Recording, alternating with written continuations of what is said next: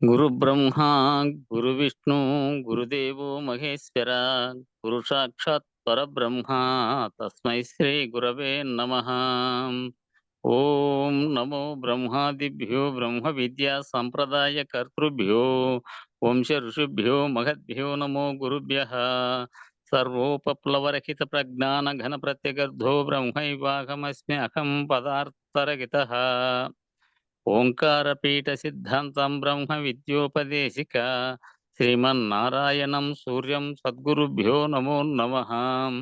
యాజ్ఞవల్కం చ జనకం సుఖ సాందీపమీశ్వరం కృష్ణమర్జున సంయుక్తం ఉద్ధవం చ నమో నమః. బ్రహ్మానంద యోగీంద్రం రామానంద జ్ఞానేశ్వర సహజానంద యోగీశ రామావధూత గురుం భజామి.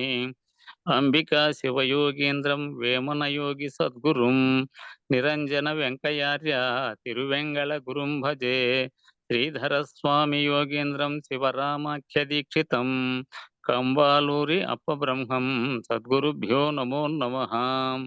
పరశురామ సీతారామ భాగవత కృష్ణయోగిన పీల్కాన లక్ష్మణార్య సద్గురుభ్యో నమో నమః. బృహద్వాసిష్ట సిద్ధాంతం పూర్ణబోధోపదేశిక వెంకటేశ్వర యోగీంద్రం సద్గురుభ్యో నమో నమః. ఆత్మానాత్మమతీతమనిశం కేవలాత్మోపదేశిక వేముల రామయార్య యోగీంద్రం సద్గురుభ్యో నమో నమః. ప్రణవాతీతమగమ్యం పరా ప్రకృతిరహితం పరమజలోపదేశిక శ్రీ రాజయాఖ్య గురుం భజే. శ్రీ బ్రహ్మ విద్యా సిద్ధాంతం అచల తత్వోపదేశిక శ్రీ నాగయార్య యోగేంద్రం సద్గురుభ్యో నమో నమః. ద్వయాత్మరహిత సిద్ధాంతం పరమపురుష ప్రబోధక శ్రీ వివేకానంద సుబ్బయార్య సద్గురుభ్యో నమో నమః. క్షరాక్షరమతీతం చ అచల పూర్ణోపదేశిక శ్రీ పూర్ణానంద పుల్లయార్య సద్గురుభ్యో నమో నమః. అస్మద్గురు సమారంభం కృష్ణ సాందీప మధ్యమాం ఓంకారపీఠ పర్యంతం వందే గురు పరంపరం. జై సద్గురు ప్రభు మహారాజుకు జై. గురు పరంపరముకు జై. జై గురుదేవ.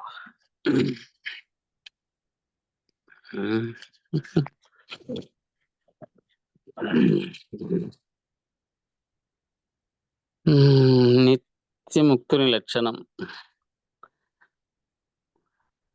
చిన్నత నిజమైన సర్వజ్ఞత నిత్యము సదానందము మాత్రమే. సదా శాంతకారుడు తనలోని నిత్యము రమియుంచును. ఇది పరంధామమనుచు పార్వతీ బ్రహ్మవేత్తలు తెలిపిరి. ఇది పరంధామమనుచు పార్వతీ బ్రహ్మవేత్తలు తెలిపిరి. పరంధాము నివాసము ధరలోన పుణ్యక్షేత్రం బగునని సృష్ట్యాది యందు నీకు నా చేత చెప్పబడినది పార్వతీ. జ్ఞానమునకతీతము స్వయముగా స్వత సిద్ధంబైనది. సత్య సత్య శాశ్వతం పార్వతీ సద్గురునికే తెలియును. శాశ్వతం బైన పదము సర్వము శ్రేష్టమై చెలువొందును. సర్వ వేదాంత సారం తెలసిన సద్గురుని నిజ రూపమే. అటువంటి సద్గురునికి నిరతము ప్రణుతులర్పింతు దేవి. అటువంటి సద్గురునికి నిరతము ప్రణుతులర్పింతు దేవి. వేద వేదాంగంబులు శైవాది ఆగమంబులు తెలిసిన సకల శాస్త్రాసారము సర్వము తెలిసియున్నప్పటికీ సద్గురుని కరుణ లేక సత్యంబు బోధపడదే పార్వతీ. సద్గురుని కరుణలేక సత్యంబు బోధపడదే పార్వతీ. శివ పూజలో నిరతము రమియింప శ్రద్ధ కలిగిన మనుజులు, విష్ణు పూజలు శ్రద్ధగా రమియించు మనుజులే సుజ్ఞానులు. గురుతత్వ విహీనులకు మానవ జన్మంబు వ్యర్థమగును. గురుతత్వ విహీనులకు మానవ జన్మంబు వ్యర్థమగును.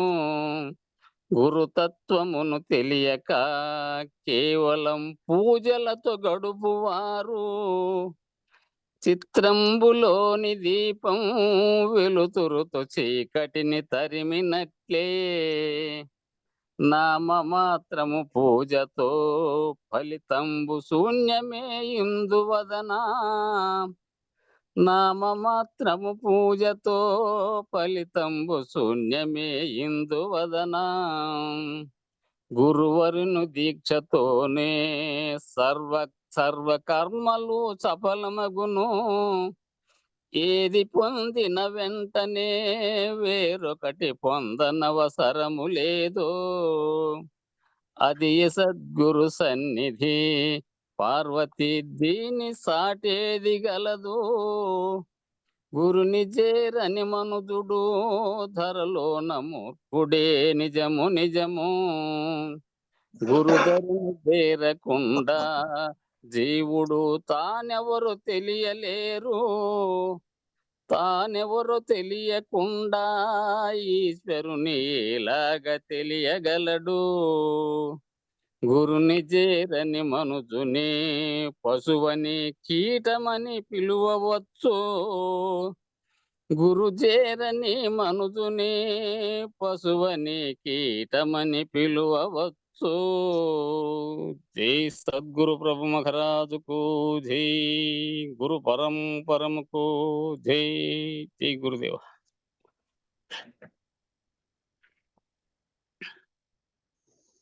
జై గురుదేవ. చేసుకోండి ఇంకా.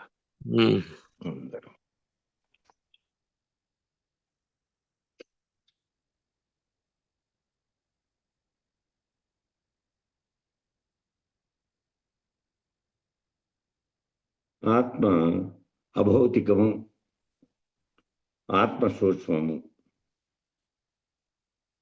భౌతికము అంటే వస్తువుకు పదార్థానికి ఉండే లక్షణాలు ఉండే వాటిని భౌతికము అంటారు.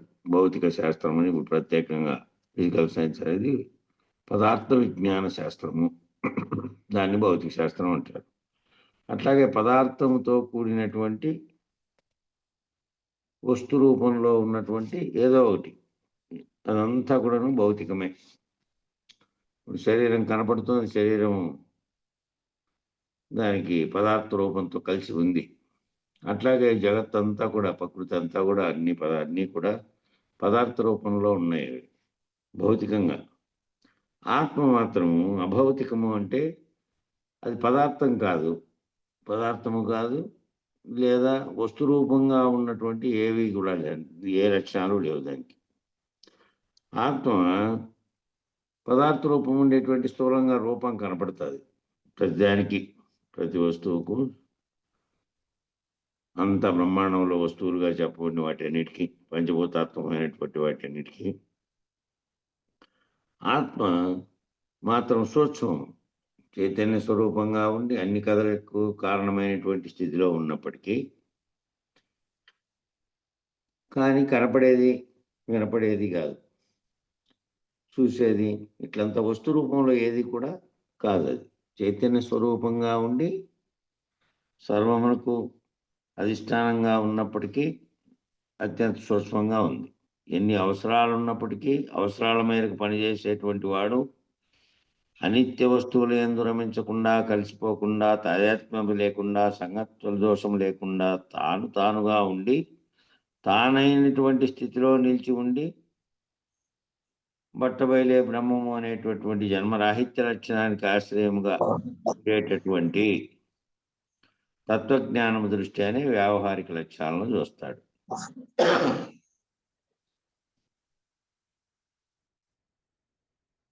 ఇది ఇప్పుడు అనిత్య వస్తువులందు ఎన్ని అవసరాలు ఉన్నప్పటికీ మామూలుగా ఈ ఆత్మజ్ఞానం ఉన్నవారు ఈ దీంతో బాహ్య వస్తువులతో రమించకుండా ఉండేటటువంటి వాడు అనిత్య వస్తువుల యందు రమించకుండా అంటే ఈ జగత్తుగా కనపడుతున్నటువంటి ప్రకృతిగా కనపడుతున్నది, జీవుడుగా కనపడుతున్నటువంటి శరీరము, నామరూపాత్మకమైనటువంటి వస్తువులు యందు ఇవన్నీ అనిత్యంగా ఉండేటివి, నిత్యంగా ఉన్నది ఒకటి ఉంది. ఆ అనిత్య వస్తువుల యందు రమించకుండా, కలిసిపోకుండా, దానిలో కలిసిపోకుండా, దాంతో తాదాత్మ్యం చెందకుండా, సంగత్వ దోషం లేకుండా దాంతో సంగత్వంగా చెందితే మళ్ళీ తాను జీవుడిగా వ్యవహరిస్తూ తన చుట్టూ ఉండే వాటిని, వస్తు ప్రపంచాన్ని, భౌతిక లక్షణాలు ఉండే వాటిని నమ్ముతూ, భౌతిక లక్షణాలు ఉండేటువంటి పదార్థ జ్ఞానంగా ఉన్నటువంటివన్నీ కూడా నశించేటివే. ఒకప్పుడు ఇప్పుడు ఉన్నప్పుడు మళ్ళీ సృష్టితో సహా రాళ్ళు రప్పుల కొండలుగా కనపడుతున్న ప్రకృతి అంతా కూడా బ్రహ్మాండం అంతా విరమించి పడినప్పుడు దాంతోపాటు లయమైపోతుంది. అట్లా లేకుండా అయిపోయేటివి అనిత్యమైనటువంటిదే. అట్లా అనిత్య వస్తువులతో సంగత్వం లేకుండా, సంగత్వ దోషం కూడా లేకుండా తానుగా ఉండి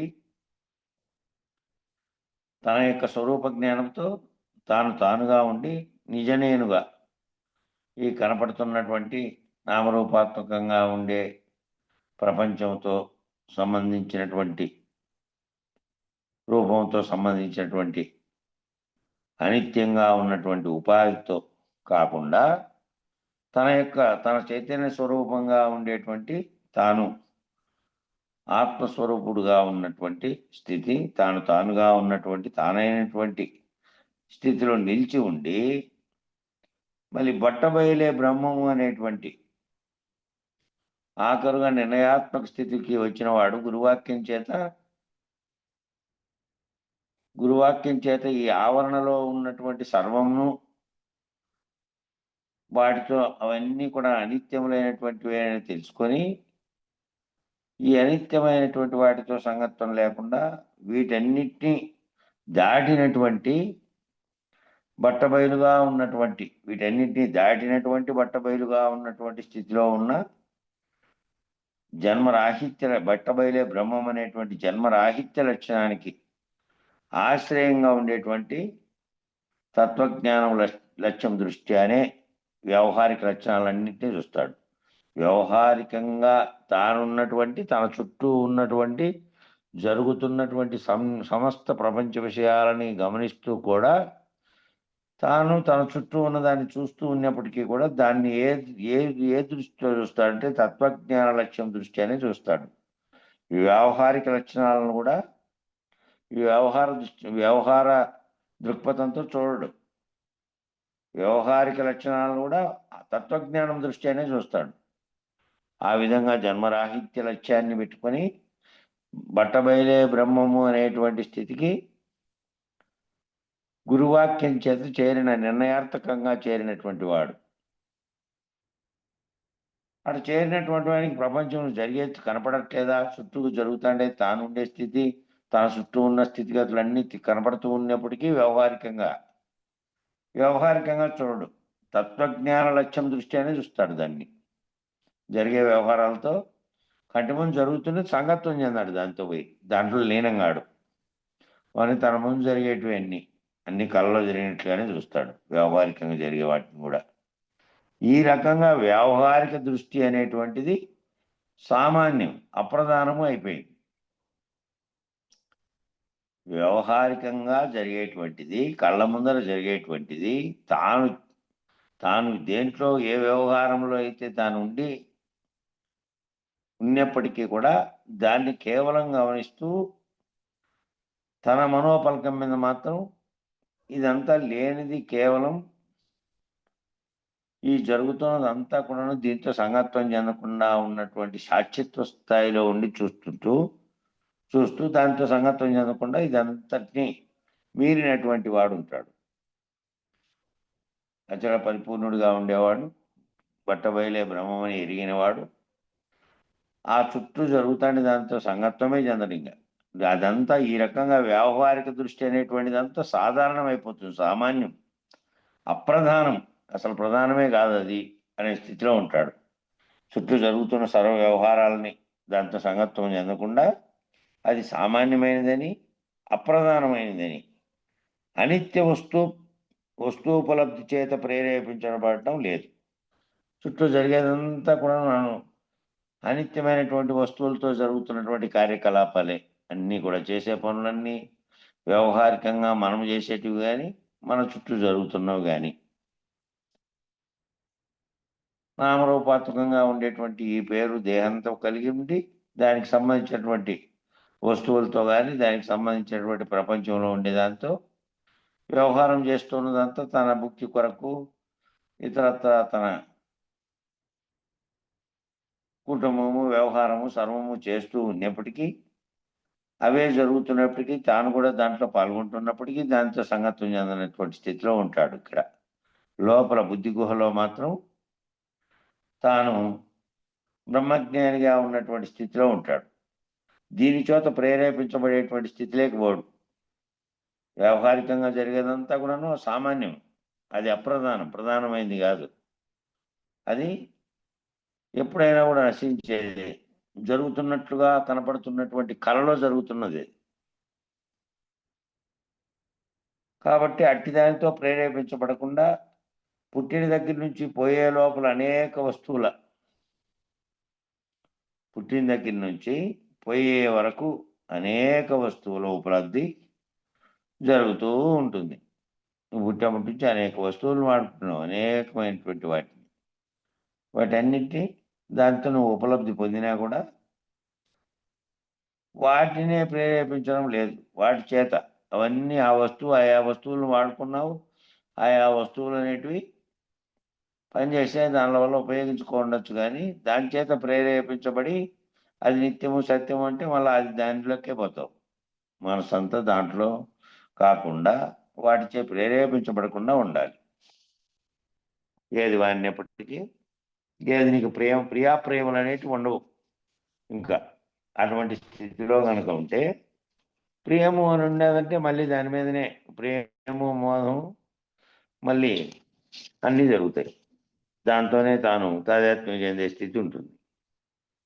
ప్రియాప్రేమలు ఎప్పుడైతే లేవో ఏదైనా కూడా తటస్థ స్థితిలో ఉండి తాను సాక్షిత్వ స్థితిలో ఉన్నాడో ఇంకా వాటి చేత ప్రేరేపించబడడం అనేది లేదు. పుట్టినప్పుడు ఏ ఒక్కరు కూడా వస్త్రం కప్పుకుని రాలేదు. ఏ ఒక్కరు కూడా వాడిప్పుడు వాని స్థితిగతుల ప్రకారం పెద్ద అయిన తర్వాత ఏ స్థితిలోనన్నా ఉన్నాయి. ధనవంతుడు కానీ, పేదరికంలో ఉన్నవాడు కానీ, దేశాధినేత అయిన వాడు కానీ, ఇప్పుడు ఏమీ లేకుండా బిచ్చమెత్తుకునే బట్టలు కూడా లేకుండా ఉన్నటువంటి దిమ్మరిగా తిరిగేటటువంటి వాడు కానీ, ఎవరైనా సరే వారి యొక్క వ్యావహారిక ప్రపంచంతో ఏ సంబంధము లేదు. పుట్టినప్పుడు ఏ ఒక్కరికి కూడా వస్త్రం కప్పుకొని రాలేదు. తల్లి గర్భంలో నుంచి భౌతిక శరీరంతో బయటకు వచ్చాడు. తల్లి గర్భంలో నుంచి బయటపడే వరకు నామము లేదు, రూపము తెలియదు. బయటకు వచ్చిన తర్వాతనే శరీరం కనపడింది, ఏ వస్త్రము లేదు. ఆ మొట్టమొదటి వస్త్రం కప్పడంతోనే మొదలవుతుంది. ఇంకా వదిలైతేనే పుడతానే ఏం తప్ప తీసుకుపోయారు. అక్కడ తీసుకెళ్ళి ఆ ఆసుపత్రిలో డెలివరీ అయినారనుకో, ఆసుపత్రిలో కానీ ఇంట్లో కానీ ఇక పోయి శుభ్రం చేయడము, కడగడము, తెచ్చి పడుకోబెట్టడము. పెడతానే ఫస్ట్ మొట్టమొదటి కట్ నుంచి మొట్టమొదట బట్ట కడతారు, కింద ఒక బట్ట కడతారు. మూత్రము అవి పోసుకుంటాడని శుభ్రత పాటించే కోసం. ఇంకా అక్కడి నుంచి మొదలవుతుంది శుభ్రత పాటించేకి మొదలైన వస్త్రం, మళ్ళీ రంగురంగుల వస్త్రం, అందంగా ఉండే వస్త్రం, ఇక ఇట్లుండేది అట్లుండేది, దాన్ని అనేక రకాలు వస్తాయి. ఇంకా దాని జోలికి పోతే అట్లా వస్త్రం కప్పడంతోనే మొదలవుతుంది వస్తువులను వాడుకోవడం అనేది. ఫస్ట్ వాడుకునే వస్తువు అది వస్త్రం. ఆ వస్తువు ఉపలబ్ధి దాంతోనే మొదలవుతుంది.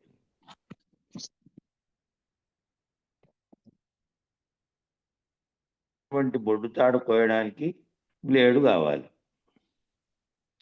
ఇంకా ఆడ మొత్తం జన్మించాడు తల్లి గర్భంలోంచి. ఆ బొడ్డుతాడు ఉంది.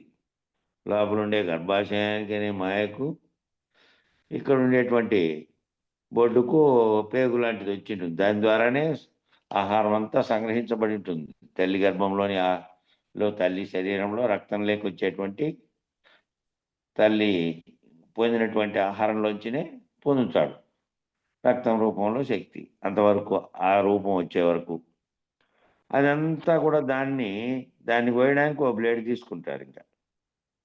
ఇంకా వస్తువు అక్కడే మొదలైంది. ఇంకా బ్లేడ్తో కోసి తీశారు కదా. బ్లేడ్ కాకపోతే అప్పుడు చాకు, ఇంకా పూర్వకాలం అయితే దేంతోనో దాంతో కట్ చేసేది. ఇంకా దాంతోనే ముడిపడింది. మరి అలా ఇవన్నీ నీకు అవసరాలే అయి ఉన్నప్పటికీ ఇవన్నీ నీకు అవసరాలు అయి ఉన్నప్పటికీ అవసరాలుగా నీకు మొదలైనప్పటి నుంచి ఇవేవి నీవు కాదు. ఇవన్నీ కూడా నీవు కాదు. నీ యొక్క వాస్తవికమైనటువంటి ఉనికి అఖండమైనటువంటి ఆత్మస్వరూపం.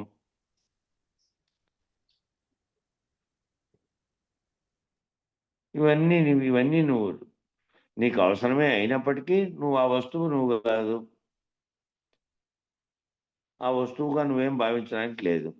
ఆ వస్తువులన్నీ నువ్వు ఉపయోగించే వస్తువులన్నీ అక్కడి నుంచి మొదలైనవి. ఇంకా జీవితం మూసే వరకు రకరకాలుగా ఆయా సందర్భాల్లో అవసరాన్ని బట్టి వస్తువులు నువ్వు వాడుతూనే ఉన్నప్పటికీ నీకు అవసరాలే అయినప్పటికీ నీవు అది కాదు. నీ యొక్క స్వరూపం ఏమిటి? నీ వాస్తవికమైనటువంటి ఉనికి ఏంది అంటే అఖండమైనటువంటి ఆత్మస్వరూపం, సర్వత్రా వ్యాపించి ఉన్నటువంటి చైతన్యం అనే దాంట్లోంచినే నువ్వుగా జీవుడుగా జన్మనెత్తి ఉన్నావు. నీ రూపంగా శారీరకంగా ఉండేటువంటిదేమో ఒక వస్తువులాగా నీ శరీరం కూడా అనేక పదార్థాలతో కూడి ఉంది. ఉన్నప్పటికీ కూడా నీకు ఉండేటువంటి చైతన్య స్వరూపం అనేది ఒకటి ఉంది. అదే నువ్వు అఖండంగా ఉన్నటువంటి సర్వవ్యాప్తమైనటువంటి జగత్తంతా వ్యాపించి ఉన్నటువంటి చైతన్యం ఏదైతే ఉందో అదే చైతన్యం నీలో కూడా వ్యష్టిలో ఉంది. ఇక దాన్ని నీవు ప్రత్యేగాత్మ విశ్వ తైజస ప్రాజ్ఞ రూపంగా ఉన్నట్లుగా తోచుతున్నప్పటికీ నువ్వు ఇంకా పెరిగి పెద్దగా అయిన తర్వాత రకరకాలైనటువంటి ప్రపంచానికి సంబంధించినటువంటి జ్ఞానాలన్నీ పొందుతున్నావు. ఇంకా కొంచెం పెద్దగా అవడం, బడిలో వేయడం, చదువుకోవడం, కొంతకాలం చదువుకోవడం, ఇంకా చదువు ద్వారా ఉద్యోగం పొందడమో లేకపోతే చదువు ద్వారా అట్లా పోయేవాళ్ళు, లేకపోతే ఏదో వాళ్ళ కుటుంబంలో ఏం వృత్తి ఉందో ఆ వృత్తిని స్వీకరించి ఆ పని చేసుకుంటూ దానికి సంబంధించినటువంటి జ్ఞానాన్ని అంతా పొందుతూ ఉన్నావు. పెద్ద అయ్యే కొద్దీ ఇంకా వయసు అయిపోయే కొద్దీ దాకా కూడా అదే పనిలే. ఇంకా ఏదైతే జగత్తులోకి వచ్చావో వచ్చినప్పటి నుంచి మూసిపోయే వరకు అన్ని ఆ తెలివులు దాని గురించి తెలివే అన్నీ రూపొందించుకుంటున్నావు. బతకడానికి, సంపాదించడానికి, ఇంకా ఇతరత్రా ఉండేటువంటి తెలివినంతటిని పొందుతున్నావు. కానీ ఈ అఖండమైనటువంటి ఆత్మస్వరూపంగా నేనున్నాను, ప్రత్యేగాత్మ స్వరూపంగా ఉన్నాను, నేను ఆత్మస్వరూపంగా ఉన్నాననే విషయం ముందు తెలిస్తే కదా.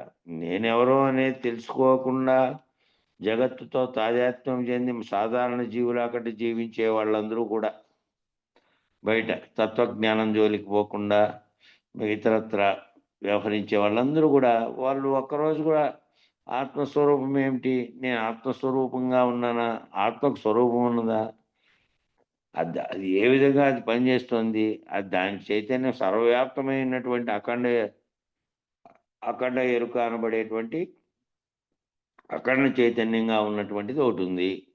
అట్లాగే వ్యష్టి చైతన్యంగా ఉన్నటువంటి జీవుల్లో ఉన్నటువంటిది కూడా ఆ అఖండ చైతన్యంగా ఉన్న దాంట్లో భాగమే అని ఆత్మస్వరూపంగా ఉన్నాను అనేదంతా ఎందుకు ఆలోచన చేస్తున్నాడు? ఆ ప్రపంచంతో తాదాత్మ్యం చెందేవాడు ఎప్పుడు కూడా ఆలోచనే చేయట్లే. ప్రపంచం నిజం అనుకుంటున్నాడు, దానివల్ల ఆ రూపంలో పోతున్నాడు. ఇట్లా విచారణ లేకొచ్చిన వాడు, తత్వ విచారణ లేకొచ్చిన వాడు ఆత్మస్వరూపము తెలుసుకొని తాను అనేటువంటి నేననేటువంటి నిజ నేను నేను అనేటువంటి నామరూపాత్మకమైనటువంటి వస్తుపరంగా ఉండే పదార్థ రూపంలో ఉండే నేను కాకుండా నిజ నేనుగా ఉన్నది ఒకటి ఉంది. నాలో ఉండి అంతటినీ నడిపిస్తున్నది అదే. ఆ స్వరూపంగా ఉన్నటువంటి దాంతో ఉంటూ మళ్ళీ దీనితో తాదాత్మ్యం చెందకుండా శరీరం అనే ఆవరణలోనే అది ఉన్నప్పటికీ దీంతో తాదాత్మ్యం చెందకుండా ఉంటూ విశ్వ తైజస ప్రాజ్ఞ రూపంగా ఉన్నట్లుగా తోచుతున్నప్పటికీ అంటే విశ్వాన్ని విశ్వసించే విషుడుగాను జాగ్రత్త అవస్థలో ఉంటూ స్థూల శరీరంతో సర్వ వ్యవహారములు చేస్తున్నప్పటికీ మళ్ళీ తైజస్సుడుగా ఉంటూ సూక్ష్మ శరీరంతో కలలుగంటూ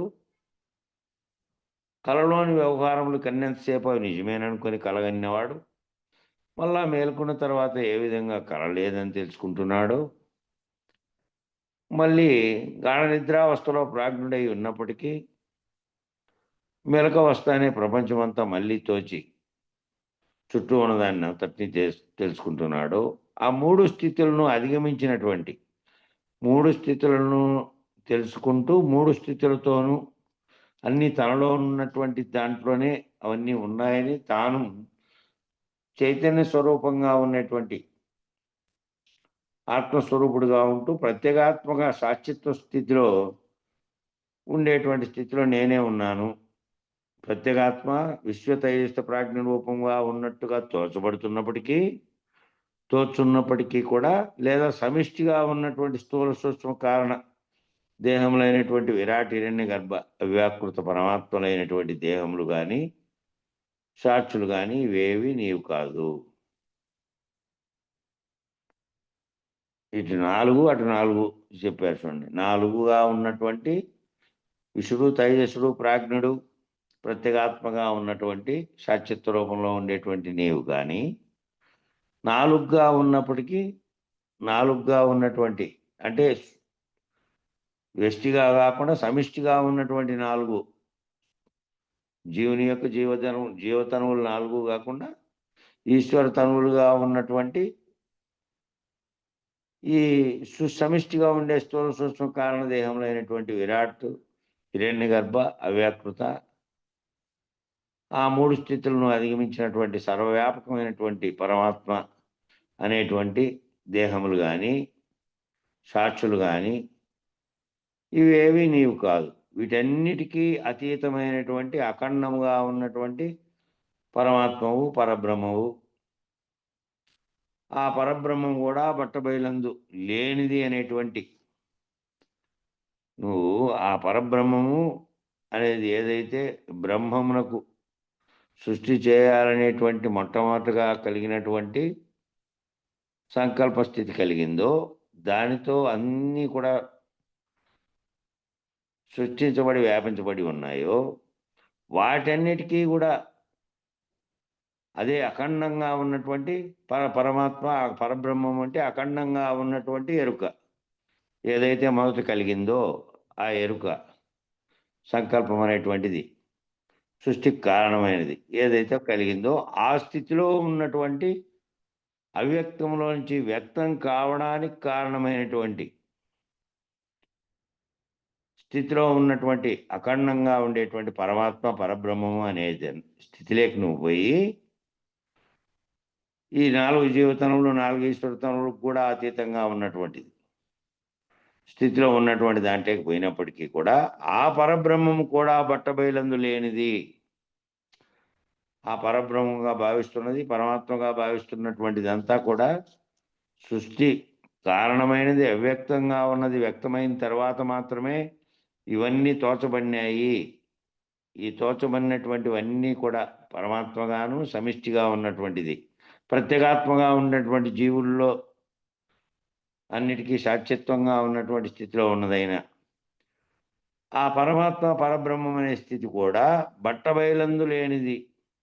బట్టబయలుగా ఉండి సృష్టికి కారణమైన సంకల్పమే కలగకుండా అవ్యక్తంగా వ్యక్తావ్యక్తములు రెండూ లేకుండా అది కూడా లేకపోతే వ్యక్తము లేదు అవ్యక్తము లేనటువంటి స్థితిలో కేవలం బట్టబయలుగా ఉన్నటువంటి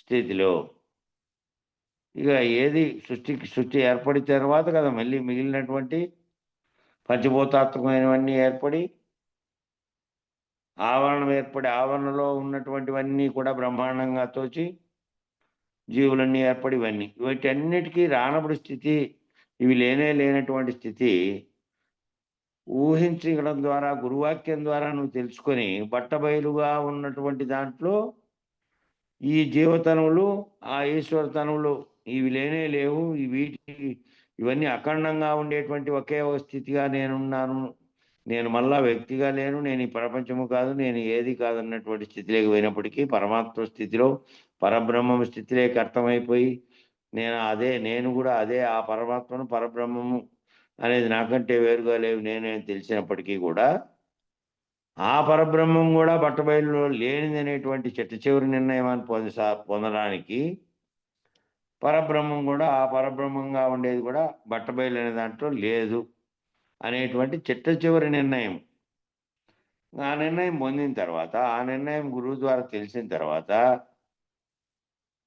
ఇంకా లేనిది ఆ లేనటువంటి నిర్ణయాత్మక స్థితికి వచ్చిన తర్వాత నువ్వు అనబడేవానివి లేవు, ఇంకా బ్రహ్మాండములో ఉండే ఈశ్వరతనువులు లేవు, జీవతనువులు లేవు, ఏదీ లేదాడ చెప్పడానికి, నిర్ణయించడానికి, మాట్లాడడానికి, వ్యవహరించడానికి లేనటువంటి స్థితిని గురువు ద్వారా పొంది గురువు ఏ విధంగా పరిపూర్ణుడై ఆ స్థితిలో ఉన్నప్పటికీ మళ్ళీ శిష్యుడు మేల్కొల్పడం ద్వారా శిష్యునికి బోధించడానికి వచ్చినటువంటి ఎరుకలోకి వచ్చి బోధించి మళ్ళీ నిన్ను కూడా ఆ స్థితిలోకి తీసుకెళ్తే నువ్వు గురువు ఇద్దరు లేనటువంటి స్థితిలోకి వెళ్ళారు. ఇంకా అప్పుడు చెప్పడానికి, నిర్ణయించడానికి, వ్యవహరించడానికి, చెప్పడానికి ఇంకేది ఏ స్థితి లేదు. ఇంకా ఆ స్థితిని పొందడానికి ఆ బట్టబయలందు లేనిదనేటువంటి చిట్ట నిర్ణయం, ఆ నిర్ణయం అయిన తర్వాత మళ్ళా నిర్ణయించేకెవరూ లేరు, మళ్ళా నిర్ణయాలే లేవు. ఇంకా చిట్ట నిర్ణయం అదే. ఇంకా జన్మరాహిత్యమును పొందడానికి, అమృతత్వాన్ని పొందడానికి మాత్రమే నేను ఈ మానవోపాధిలోనికి వచ్చాను అనేటువంటి స్పష్టమైనటువంటి లక్షణాన్ని ఆశ్రయించి మనం ప్రయాణం చేయాలి. మన ప్రయాణం అంతా ఏంటంటే ఆ జన్మరాహిత్యాన్ని పొందడానికి ఆ చిట్ట నిర్ణయాన్ని పొందితే ఆ అమృతత్వాన్ని, ఇంకా మృతము లేదు, అమృతంగా ఉండేది మృతం అనేది లేదు, జన్మము లేదు, జన్మమే లేదు కాబట్టి జన్మరాహిత్య స్థితి పొందితే ఇంక మృతం లేదు, జన్మము మృతము అనేటువంటి జననము మరణము అనేటువంటి లేనటువంటి స్థితిలో ఆ స్థితిలో మాత్రమే నువ్వు ఉండడానికి చిట్ట నిర్ణయం పొందితే ఏమవుతుంది? చిట్ట నిర్ణయం పోయిన తర్వాత ఇంక నిర్ణయాలు లేవు, దాని తర్వాత నిర్ణయాలు లేవు, ఇంకా వాటి వరకే నిర్ణయం. ఆ నిర్ణయం ఆ చిట్ట నిర్ణయం పొందిన తర్వాత జన్మరాహిత్యం పొందడానికి ఈ అమృతత్వమైనటువంటి ఈ విషయం తెలియడానికి కోసమే నేను మానవోపాధిలోకి వచ్చాను. మానవోపాధిలోకి నేను రావడానికి మానవుడైన ఉపాధిని పొంది ఆ ఉపాధి ద్వారా నా పేరు, నాకు నామరూపాత్మకమైన దాంతో ఉనికిని తెలుసుకొని మళ్ళీ నా అహం చేత నేను ఉన్నాననుకొని నేను అనేది ఇది అనుకొని దీంతో తాదాత్మ్యం చెంది దీనికి సంబంధించిన పనులన్నీ చేసి పెరిగి పెద్దయి ఏదో సాధించి దానికంతా పేరు ప్రఖ్యాతితో పాటు ధనం ఇవన్నీ చుట్టూ కల్పించుకునేటివన్నీ అనుకోండి. మానవోపాధిలోకి వచ్చి ఇది కాదు, మానవోపాధిలోకి వచ్చిన తర్వాత లక్ష్యంగా ఏంది ఉండాలి అంటే ఏదైతే ఈ జన్మరాహిత్యం పొందడానికి, అమృతత్వాన్ని పొందడానికి మాత్రమే నేను ఈ మానవోపాధిలోకి వచ్చాను నేననేటువంటి దాని గురించి తెలుసుకొని, దానికి కారణమైనటువంటి తెలుసుకొని జీవుడి యొక్క ఉపాధికి కారణమైనటువంటి 4 శరీరాలు,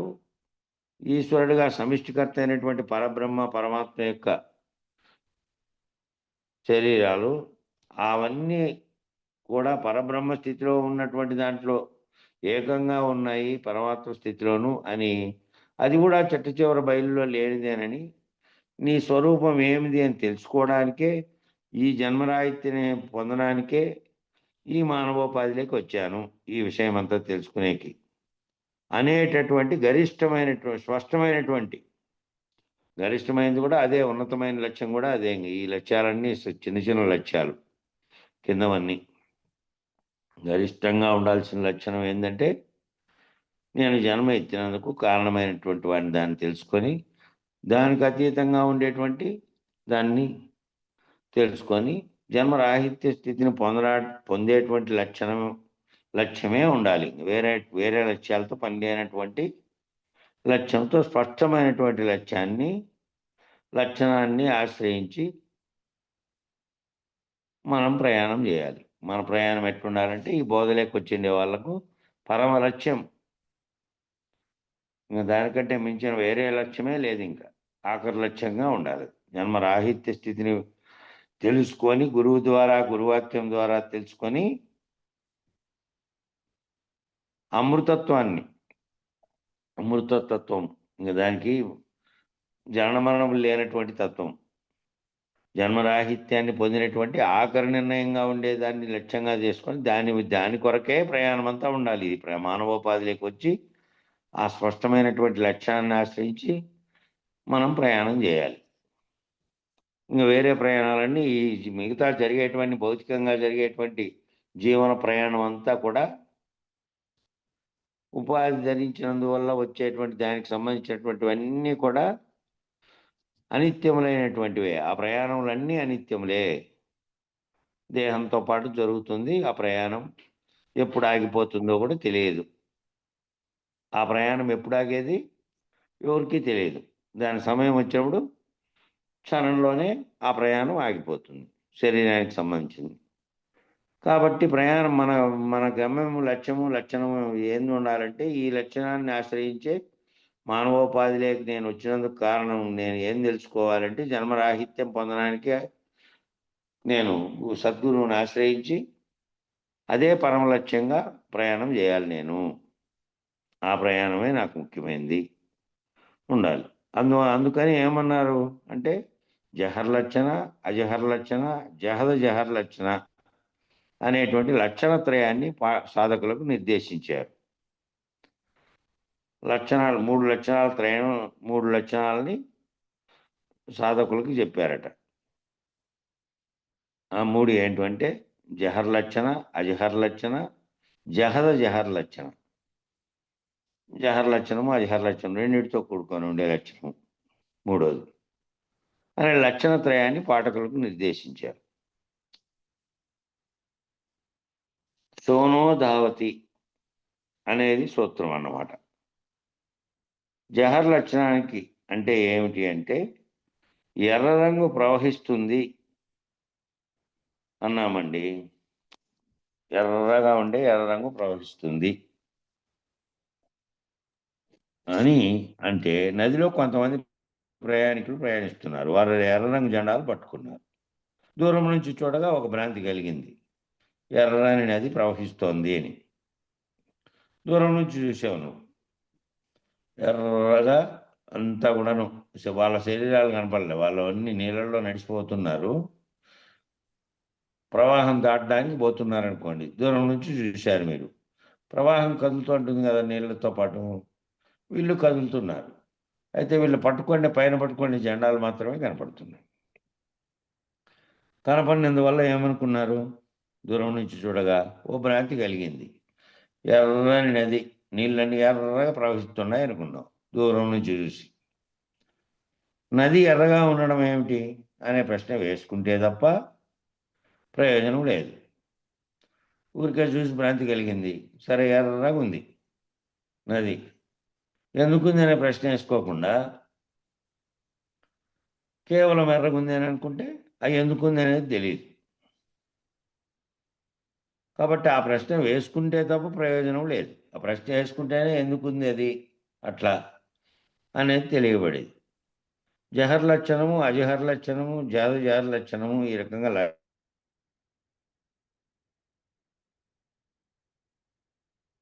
ఏది ప్రధానం, ఏది అప్రధానం,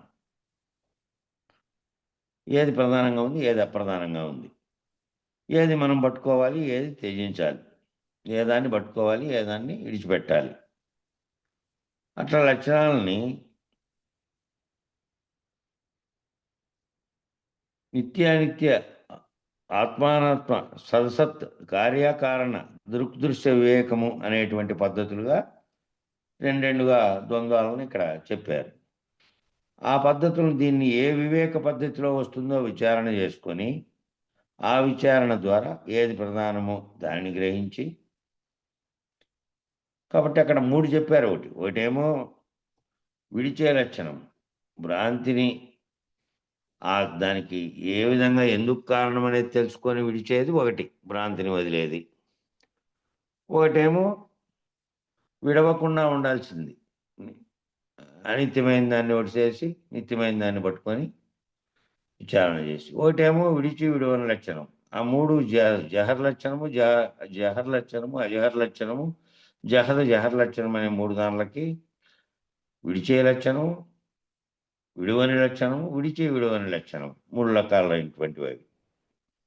అయితే దీంట్లో విచారణలో భాగంగా ఏం చేయాలంటే ఏది పట్టుకోవాలి, ఏది ప్రధానము, ఏది అప్రధానము, ఏది పట్టుకోవాలి, ఏది త్యజించాలి, ఏది నిత్యమైనది, ఏది అనిత్యమైనది, ఏది సత్తు అయినది, అసత్ అయినది ఏది, ఏది కార్యమైనది, ఏది కారణమైనది, ఏది దృక్ అనేది, ఏది దృశ్యం అనేది. ఈ వివేకాలన్నింటినీ కూడా ఈ ద్వంద్వాలను వివేకము అవివేకములు అనేటువంటివి కూడా, భ్రాంతులన్నీ విడవాలంటే ఈ రెండుగా ఉన్నటువంటి వాటన్నిటినీ కూడా ఈ వివేక పద్ధతిలో విచారించి, ఏ వివేక పద్ధతిలోకి వస్తుందో విచారణ చేసుకొని ఆ విచారణ ద్వారా ఏది ప్రధానమో దానిని గ్రహించి ఏది అప్రధానమో దానిని ఛేదించాలి. ఏది ప్రధానమైందో దాంట్లో ఏది నిత్యము అయిందో, ఏది సత్యమైందో విచారణ ద్వారా తెలుసుకుంటూ పోతే, ఏది అనిత్యమైందో, ఏది భ్రాంతి కలిగించేదో, ఏది కేవలం విచారణ కాకముందు నీకు సత్యంగా కనపడి మళ్ళీ విచారణ చేత నువ్వు అంతా అసత్యంగా గ్రహించగలుగుతావో, గురువు వాక్యం చేత గురువు ముఖంగా కూర్చొని విచారణ చేయడం ద్వారా నీకు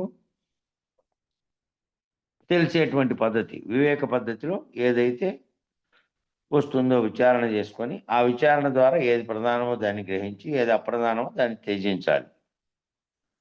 అది భాగత్యాగ నిర్ణయము అంటారు. ఏదైతే భావించినావో ఇంతకాలం దాన్ని విచారించిన తర్వాత దాన్ని విడిచిపెట్టాల్సిన దాన్ని విడిచిపెట్టి పట్టుకోవాల్సిన దాన్ని పట్టుకుంటే, ఆ విడిచిపెట్టాల్సిన దాన్ని భాగత్యాగ నిర్ణయం. ఈ భాగత్యాగ నిర్ణయం లేకపోతే వివేకం అనేది అసాధ్యం. అంతకుముందు అంతా విచారించే వరకు అన్నీ చెప్పారు కదా, ఉన్నవి ఉన్నట్లుగా లేనివి కూడా ఉన్నట్లుగా చెప్పబడి మళ్ళా ఇవి లేనివి తోచబడినాయి అని చెప్పడానికి ముందు నువ్వు శరీరంతో ఉండి శరీరంతో ఉన్నటువంటి దానితో తాదాత్మ్యం చెంది నీ చుట్టూ ఉన్నటువంటి దాన్నంతా నమ్ముతూ ఉన్నావు కాబట్టి, విశ్వసిస్తూ ఉన్నావు కాబట్టి, విష్ణుగా ఉండి కలగంటున్నావు కాబట్టి, మళ్ళీ ప్రాజ్ఞుడుగా ఉండి మళ్ళీ సాక్షిత్వంగా ఉండి ఇవన్నిటి యొక్క ఆఖరి స్థితిని తెలుసుకొని అవి రావడానికి కారణమైనటువంటి దాన్ని తెలుసుకొని ఆ కారణమైనది కూడా లేనిదని తెలుసుకొని ఇన్ని రకాలుగా తెలుసుకోవడానికి అంతకుముందు తెలవాలంటే నువ్వు శరీరంతో ఉండి దానితోనే వ్యవహరిస్తూ చుట్టూ ఉన్నదాన్ని చూస్తూ ఉన్నావు కాబట్టి దాన్నంతటినీ నీకు వివరించాల్సి వచ్చింది. అన్నీ వివరించిన తర్వాత అన్నీ పోగొట్టుకుంటున్న తర్వాత ఏది అనిత్యమైనదో వదులుకుంటూ పోయిన తర్వాత, భ్రాంతుల్ని వదులుకుంటూ పోయిన తర్వాత గురువు చేత విచారించి నువ్వు దేనితో తాదాత్మ్యం చెంది ఎంతకాలము నిజమనుకుంటూ వ్యవహరించుకుంటూ వచ్చినవన్నీ వదులుకుంటూ పోవాల్సిందే కదా. పోతేనే నీకు నిజ నిర్ధారణగా అనేటువంటి స్థితి కలుగుతుంది. లేదంటే విచారణ జరిగినంత కాలము విన్నంత కాలము అది విన్నెట్లు ఉంటుంది. మళ్ళా నువ్వు నిర్ధారణ స్థితికి రాలేకపోతే, నిర్ణయాత్మక స్థితికి రాలేకపోతే మళ్ళీ నిత్యనూతనంగా కొత్తగా చెప్పినట్టే ఉంటుంది. వివేకం పొందడము అంటే అవివేకంగా ఉన్నవి వదిలేసుకోవడం. వివేకం పొందడం అంటే ఏదైతే దీని ద్వారా తెలుసుకుంటే కలిగేటువంటి ద్వంద్వములలోంచి విడిచిపెట్టాల్సినటువంటివన్నీ భాగత్యాగ నిర్ణయం లేకపోతే వివేకం అనేది అసాధ్యము అని చెప్పారు. కాబట్టి ఏవి అప్రధానమో వాటిని త్యజించకపోతే, వాటిని వదిలేయకపోతే అది మళ్ళీ మళ్ళీ ప్రవేశిస్తుంటుంది. కాసేపు వివేకం కలిగింది, ఇక్కడ విచారణ చేస్తున్నాము, గురువు దగ్గర గురువాక్యం తెలుసుకున్నాము, పొందావు. మళ్ళీ దాంట్లో నుంచి పక్కకు పోతానే మళ్ళీ అవివేక స్థితికి సంబంధించినటువంటి లక్షణాలు వచ్చినాయనుకో. కాబట్టి నువ్వు మానసికంగా నిర్ణయాత్మక స్థితిలోకి వచ్చినటువంటి నీ భావనలో మళ్ళీ మళ్ళీ ఆ భ్రాంతికి సంబంధించినటువంటి అవివేక లక్షణాలు కలగకూడదు. కాబట్టి అది అసాధ్యం. ఇది భాగత్యాగ నిర్ణయం గనక లేకపోతే ఇది ఏది అప్రధానమో నిర్ణయించి, ఏది ప్రధానమో నిర్ణయించుకొని, అప్రధానమైన దాన్ని త్యజించి ఆ రకమైనటువంటి భాగత్యాగ నిర్ణయం గనక లేకపోతే వివేకం అనేది అసాధ్యం. అవివేకమే ఉంటుంది ఎప్పటికీ కూడా. అజ్ఞానమే ఉంటుంది. అజ్ఞానమే ఉంటుంది. భాగత్యాగ నిర్ణయం అనేది చేయాలి. ఎప్పటికీ కూడా అవిద్య ఉంటుంది. అవిద్యలో నుంచి విద్య జ్ఞానం తెలుసుకొని, ఆ జ్ఞానం తెలుసుకోవడం అంటే ఏంది? ఆ అఖండంగా ఉండేటువంటి పరమాత్మ స్థితిలో ఉన్నటువంటి చైతన్య స్థితిలో ఉంది. ఆ పరమాత్మ పరబ్రహ్మం అనేటువంటిదే నా నిజ స్థితి. ఆ నా నిజ స్థితి నాకు బ్రహ్మాండానికి రెండిటికి ఉండేటువంటి నిజ స్థితిలో ఉన్నటువంటి పరబ్రహ్మ, పరమాత్మ కూడా రెండు కూడా బట్టబయలులో లేనివే. ఆ బట్టబయలులో లేనటువంటి దాని గురించి ఈ విచారణ అంతా లక్ష్యంగా పెట్టుకొని చేసిన నేను. గురువుని ఆశ్రయించినది కూడా అదే పరమ లక్ష్యము. దాన్ని మించిన లక్ష్యం ఇతరత్రా ఉండే లక్ష్యం లేనే లేవు ఆ లక్ష్యాలన్నీ. కాబట్టి ఇది పరమలక్ష్యంగా ఉన్నటువంటి దాన్ని పొందడానికి ఏదైతే తెలుసుకొని ఏది పోగొట్టుకోవాలో అది ఎప్పటికప్పుడు అడుగు పడుతూ ఉండాలి. ఎప్పటికప్పుడు ఆ అడుగులో నుంచి వెనక్కి రాకుండా ఇక అట్లే వివేకవంతులవుతూ సర్వభ్రాంతి రహితమయ్యే వరకు ఇక నేనున్నాను, పుట్టాను, నిర్ణయించాను, వివరించాను, సర్వము ఇదంతా కూడా నిర్ణయాలు అఖండ ఎరుకలోను నీలో కలిగే దాంట్లో ఉన్నటువంటి నిర్ణయించే స్థితిలో ఉండకూడదు. ఇంకా ఆ స్థితిలో నుంచి లేనటువంటి భావన స్థితిలోకి పోవాలి అని అంటే ఈ అన్ని సర్వభ్రాంతి రహితమైతేనే కదా. ఏ భ్రాంతి మిగిలి ఉన్నా మళ్ళీ లాక్కొస్తుంది. కాబట్టి ఆ స్థితిలోకి పోవడానికి ఒక్కొక్క స్టెప్పులో నుంచి మళ్ళీ వెనక్కి రానటువంటి వివేక స్థితిలో నిలబడిపోతూ దీనిని త్యజించుకుంటూ పోవాలి. కాబట్టి ఎప్పటికీ మళ్ళా అట్లా గనక భాగత్యాగ నిర్ణయం చేసుకుంటూ ఏది వదిలేయాల్సింది, ఏది పట్టుకోవాల్సింది అనే నిర్ణయం కనుక లేకపోతే మళ్ళా ఎప్పటికప్పుడు అజ్ఞానం, ఎప్పటికప్పుడు అవిద్య, మళ్ళీ ఎప్పటికప్పుడు అదే ఉంటుంది. ఎప్పటికీ కూడా బంధమే ఉంటుంది. బంధము అని అంటే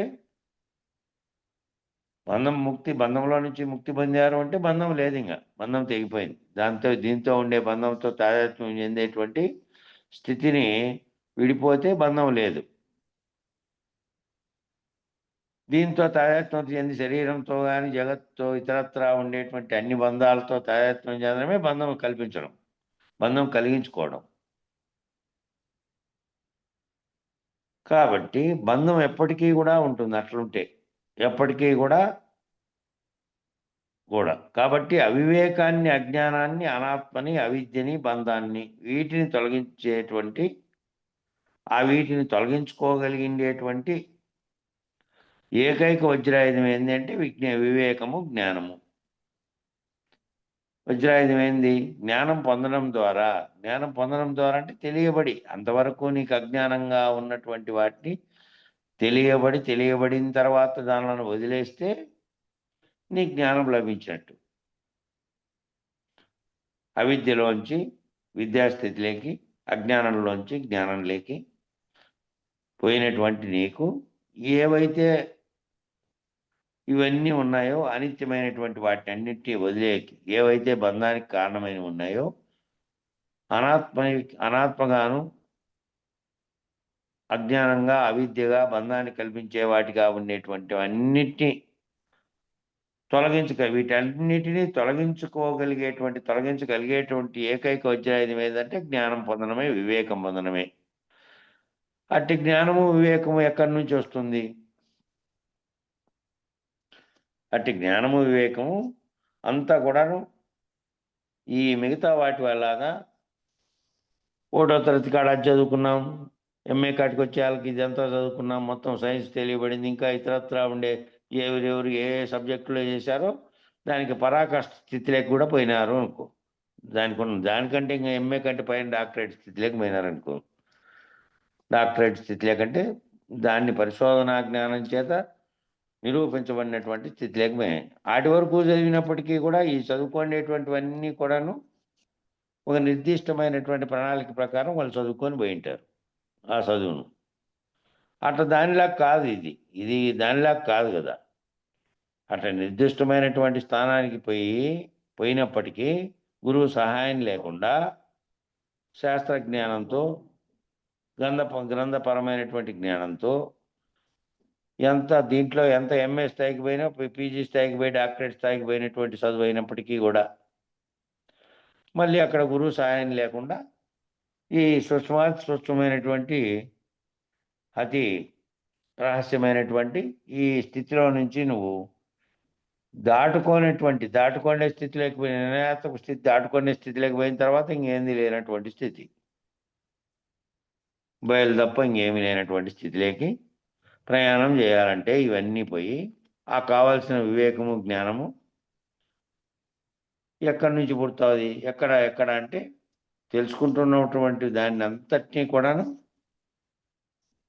2 రకాలుగా విభజించి 2 రకాలుగా తెలుసుకోమంటున్నారు. దాన్ని తెలుసుకుంటున్న దాంతో నిత్యమైనది, అనిత్యమైనవి అవన్నీ వదిలించుకుంటా పోతే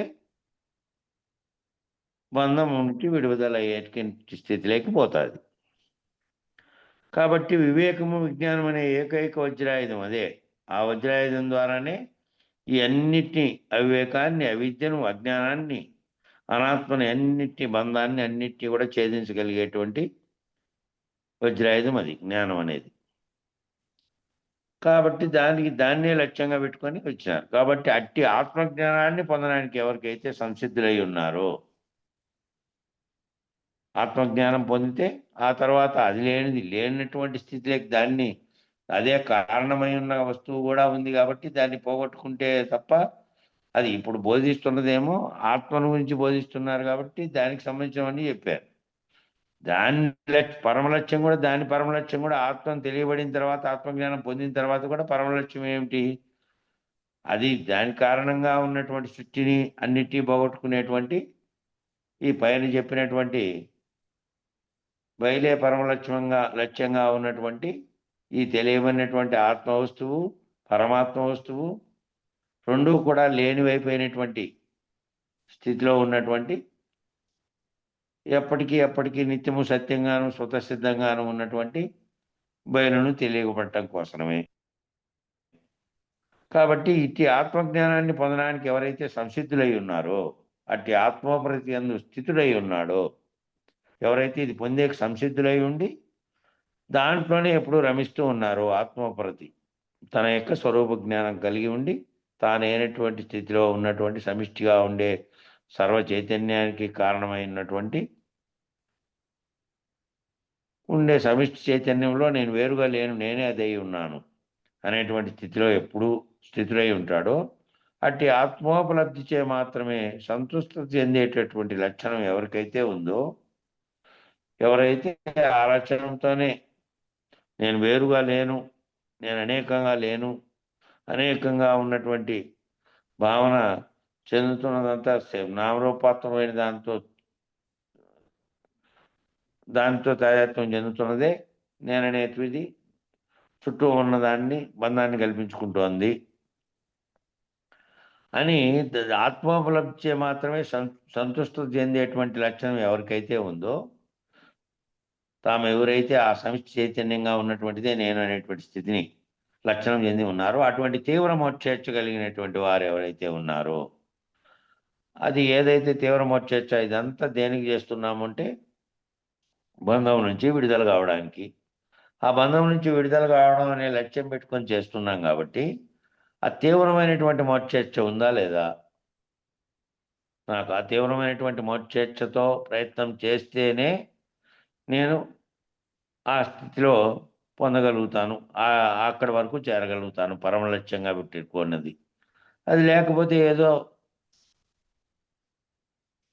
ఆ లక్ష్యం గట్టిగా గనక లేకపోతే ఏం చెప్పారు ఇందాక, ఆగా మళ్ళీ మామూలుగా అవివేకాన్ని, అజ్ఞానాన్ని అవన్నీ వీడకుండా మళ్ళీ బంధాలలోంచి తాత్కాలికంగా మీకు విడుదలైనట్టు కనపడినప్పటికీ మళ్ళా కూరుకుపోయే ప్రమాదం అనేది ఉంది.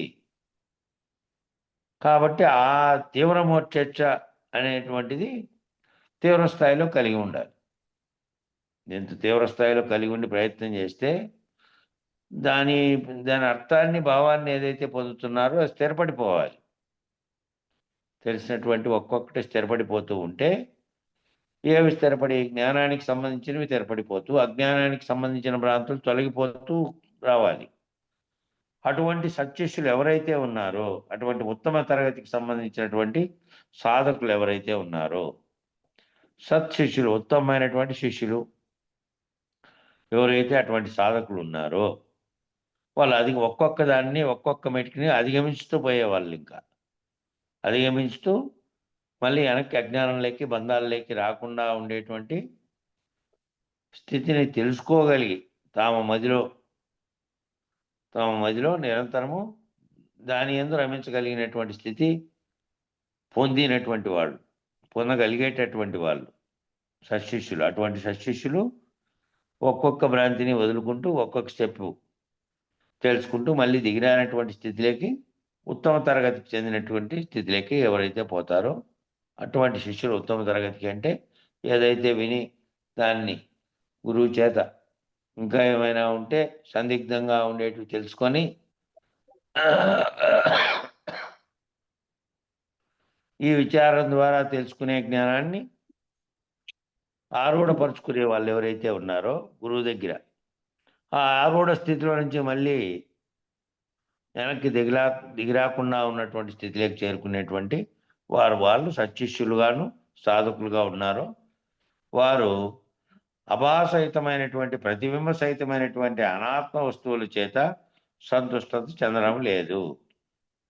అట్లా సత్శిష్యులైన వారు, సాధకులైండేవారు అభాసహితమైనటువంటి, అంటే ఈ ప్రకాశం ఏమీ లేనటువంటి ఈ ప్రతిబింబ సహితమైనటువంటి అనాత్మ అనేది ఉందే, అనాత్మగా ఉన్నటువంటి, ఆత్మగా ఉన్నది అంటే పరమోన్నతంగా పరమాత్మ అనేటువంటి సమిష్టి చైతన్యంగాను, వ్యష్టిలో ఆత్మ చైతన్యంగాను ఉండేటువంటి ఏదైతే అవి ప్రకాశిస్తున్నాయో అది ప్రభాసిస్తున్నాయి. అభాస అంటే ఏ ప్రకాశము సొంత ప్రకాశం లేనటువంటి స్థితిలో ఉన్నటువంటి ప్రతిబింబ సహితమైనటువంటి అనాత్మ వస్తువులు. ఈ ప్రతిబింబ సహితంగా ఉండే నేను ప్రతిబింబంగా ఉన్నాను. ఆత్మది ప్రకాశ వస్తువు. ఆత్మ ప్రకాశం చేత జీవుడు సర్వమునకు అధిష్టానంగా ఉండే ఆత్మచేతనే సర్వ కదలికలకు, సర్వజ్ఞానానికి కారణమైనదంతా తెలుసుకుంటున్నటువంటిది. అన్నీ కూడాను ఈ అనాత్మగా ఉండే ప్రకాశించాలనే కూడా, పనిచేయాలంటే కూడా అదే ప్రకాశ స్థానంగా ఉంది. అట్లాగే సమిష్టిలో ఉన్న అన్ని పనిచేయాలంటే బ్రహ్మాండం అంతా పరమాత్మ ప్రకాశం చేతనే అవి కలుగుతున్నాయి. అయితే ఏ పరమాత్మ ప్రకాశము అయితే ఉందో చైతన్యంగా, ఏ వ్యక్తిలో ఉండే ఆత్మ ప్రకాశం ఉందో చైతన్యంగా, అవి కానటువంటిది అనాత్మగా ఉండేటువంటిది, అటు బ్రహ్మాండంలో ప్రకృతిగా ఉండే జడంగా ఉండేది, ఈ జీవుడుగా ఉండేటువంటి అనాత్మగా ఉండేటువంటి నామరూపాత్మకంగా ఉండేది. ఇవి అభాసవహితమైనటువంటి ప్రతిబింబ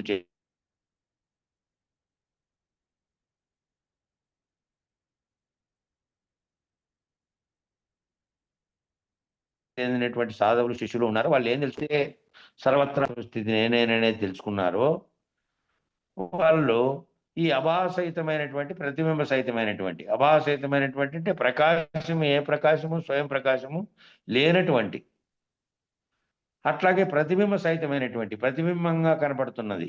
ఈ కనపడేటువంటి సర్వ జీవుల యొక్క నామరూపాత్మకమైనవన్నీ కూడాను దీంట్లో ఉండే ఒక చైతన్యం అనేది నడిపిస్తుంటే ఉన్నాయి. అది బింబస్థానంలో ఉంటే ఈ ప్రతిబింబంగా ఉన్నటువంటి స్థితిలో ఉన్నటువంటి అనాత్మ వస్తువుల చేత సంతుష్టత చెందరు. సంతుష్టత చెందడం లేదు. అట్లా ఉండేవాళ్ళు. అట్లా ఉండేటువంటి సత్శిష్యులు గురువు చేత తెలుసుకొని, విచారణ చేత తెలుసుకొని, ఎవరైతే నిత్య వస్తువు ఏదైతే ఉందో తెలుసుకున్నటువంటి స్థితిలో ఉన్నారో వాళ్ళు ఈ అభాసహితంగా ఉండే ఏ స్వయం ప్రకాశము లేనటువంటి అనాత్మ వస్తువుల చేత సంతృష్టి చెందడం లేదు. వాళ్ళు చెందరు.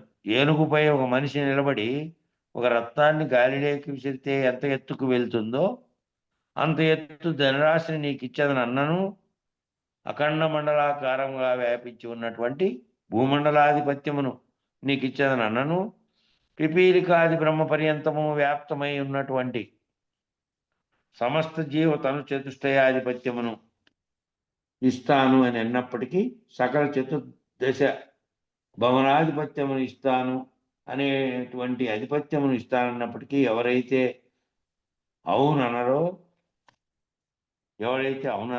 వాటిని తునప్రాయంగా గడ్డిపరచవలే చూస్తాడో అటువంటి తీవ్ర వైరాగ్యోపరతుడు, అటువంటి కాంక్షారహితుడు, అటువంటి మనోవాసన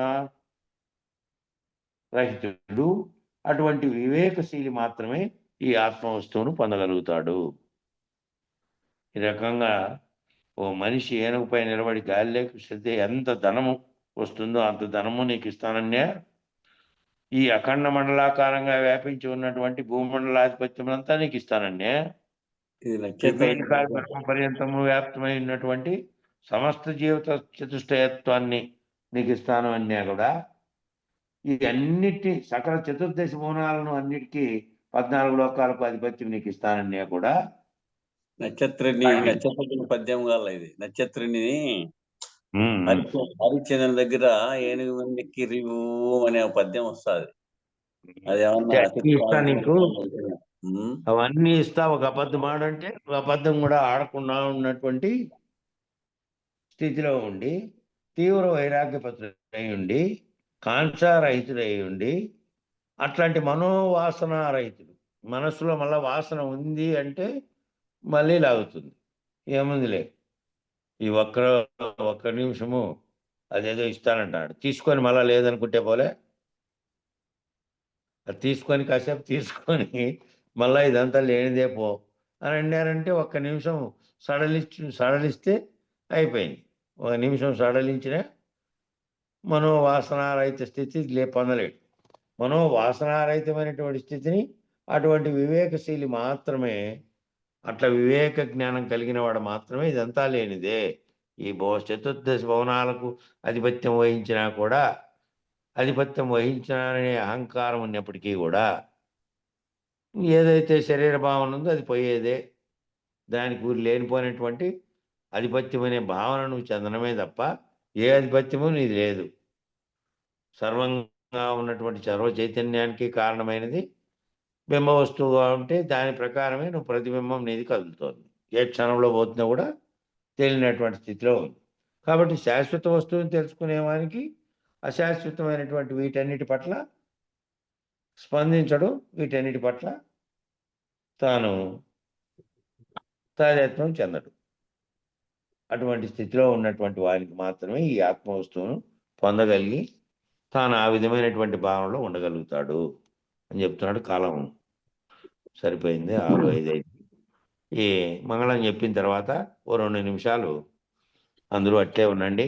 మళ్ళీ మంగళం అయిపోతానే వెంటనే ఇది అనకుండా ఒక 2 నిమిషాలు మాట్లాడదాం. మంగళం చెప్పండి ముందు. జై గురుదేవ.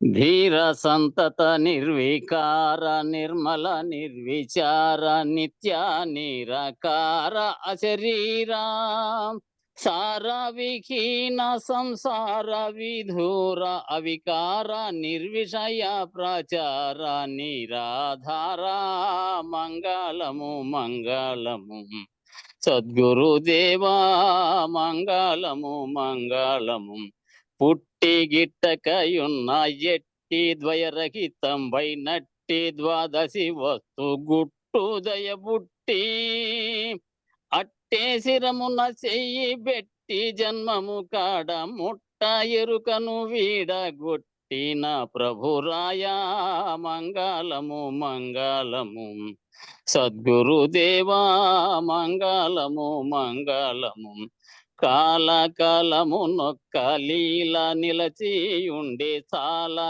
కల ఎరుకకు అవలయ్యే వేళ మూలము లేక గుర్తెరిగే శరీరమే కాలము లేదని కీలు తెలిపిన స్వామి మంగళము మంగళము సద్గురుదేవా మంగళము మంగళము ఎన్నడేమియునుగా కొన్న బయలందిరుక ఉన్నదన్న మాట సున్న పరిపూర్ణమున్నది స్వప్నమందెన్నో దోచిన రీతి ఎన్నడి జగము లేదన్న సద్గురు రాయా మంగళము మంగళము సద్గురుదేవా మంగళము మంగళము సాటి లేని కృపతోటి బయలును చూసి పాటి ఎరుకను గోట మీటి ధరమేటి కోటి లింగయ్యకు ఈ సూటి నెరిగించిన ధీటులేరేల్సురి కోటేశ్వర ప్రభో మంగళము మంగళము సద్గురుదేవా మంగళము మంగళము మంగళం గురుదేవాయ మహనీయ గుణాత్మనే సర్వలోక శరణ్యాయ సాధురూపాయ మంగళం. జై సద్గురు ప్రభు మహారాజుకు జై. శ్రీ పూర్ణానంద పల్లపోతుల పుల్లయార్య సద్గురు ప్రభు మహారాజుకు జై. శ్రీ వివేకానంద బండారు సుబ్బయార్య సద్గురు ప్రభు మహారాజుకు జై. గురు పరమకు జై. గురు భక్త మండలికి జై. జై గురుదేవ.